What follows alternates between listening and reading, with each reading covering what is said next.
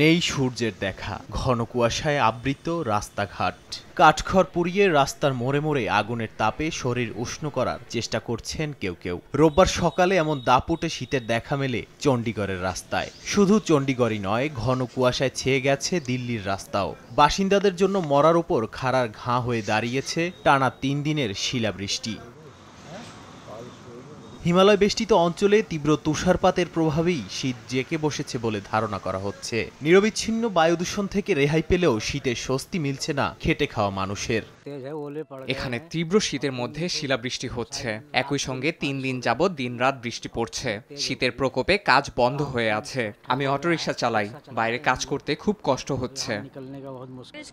বৃষ্টির পরে শীতটা আরো বেড়ে গেছে। বাচ্চারা বেশি ভোগান্তিতে পড়েছে। টানা বৃষ্টিতে বায়ু দূষণ কমলেও বেড়েছে শীত। শীতে আমার হাত কাঁপছে।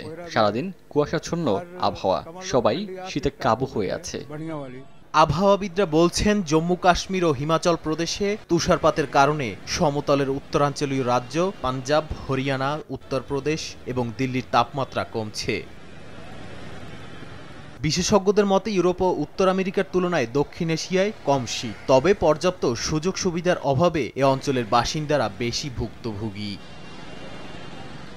নাদিম মারজান, সময় সংবাদ।